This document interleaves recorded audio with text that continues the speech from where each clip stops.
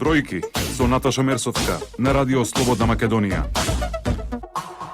Најавена изградба на 140 детски градинки. Кажете ми, каде ќе бидат лоцирани и кога ќе започнат да се градат? Ова е најновиот проект кој што беше промовиран минатиот викенд. Станува збор за еден мега проект за изградба на 140 детски градинки и решавање на децениски проблем. Ако земеме во предвид дека во 90-тите години воопшто не беше инвестирано на ова поле. И во почетокот од 2000-та па до 2006-та исто така речиси нито една градинка во Република Македонија не беше изградена. Се соочуваме со проблем да во градските населени места, особено во градот Скопје, меѓутоа исто така и се повеќе во руралните населени места да се јавува поголема потреба од детски градинки. Тоа е резултат и на зголемувањето на бројот на новоотворени работни места. Со намалувањето на невработеноста се зголемуваат и потребите на бројот на родители кои што имаат потреба од згрижување на нивното дете во градинка. Исто така и листите на чекање во одредени општини се големи и токму поради тоа се одлучивме да промовираме и да започнеме со реализација на еден крупен, огромен проект за изградба на 140 градинки, кој што го најави председателот на ВМРО-ДПМН, господинот Никола Груевски.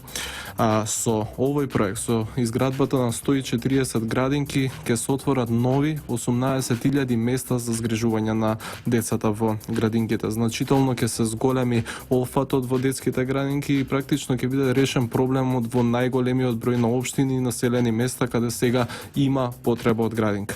Бидејќи бројот на градинки и објекти нови кои што ќе се отворат во наредниот 4-годишен период е навистина голем. 140 нови објекти се тоа, во кои што исто така покрај тоа што ќе се отворат капацитети за згрижување на 18.000 деца, исто така и во самите објекти ќе се отворат околу над 2000 работни места на стручен кадар, на негователки, на воспитувачки, на готвачи и така натаму, кои што ќе бидат ангажирани во детските градинки, професионалци кои што ќе се грижат за растот и развојот на децата од предучилишна возраст во овие нови, современи, по сите стандарди изградени објекти кои што ќе се грижат за нивната едукација и за нивниот правилен развој.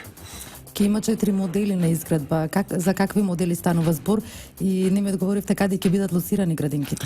Бидејќи одредени општини имаат поголема потреба, одредени општини имаат помала потреба на дополнителни или пак на нови капацитети, а во некои од општините и воопшто досега немало градинка. Градинките ќе бидат поделени во 4 типа, односно објекти за згрижување на 50 деца, втората група е за од 100 до 120, потоа третиот тип на градинки е за згрижување на 200 до 250 деца и четвртиот на 300 до 350 деца во зависност од потребите кои што ги има секоја општина. Новите објекти ќе бидат распределени на целата територија на Република Македонија, повторно со фокус на главниот град на Скопје, на секоја од општините, каде што има долги листи на чекање, меѓутоа и во речиси сите општини во нашата држава. Ако земеме во предвид дека најдолги листите на чекање се во Центар, во Струмица, во Куманово, меѓутоа исто така и во останатите скопски општини како Аеродром или пак како Ѓорче Петров, тука најбрзо ќе се започне со инвестиции. Впрочем, ние тоа го правиме изминатиот период.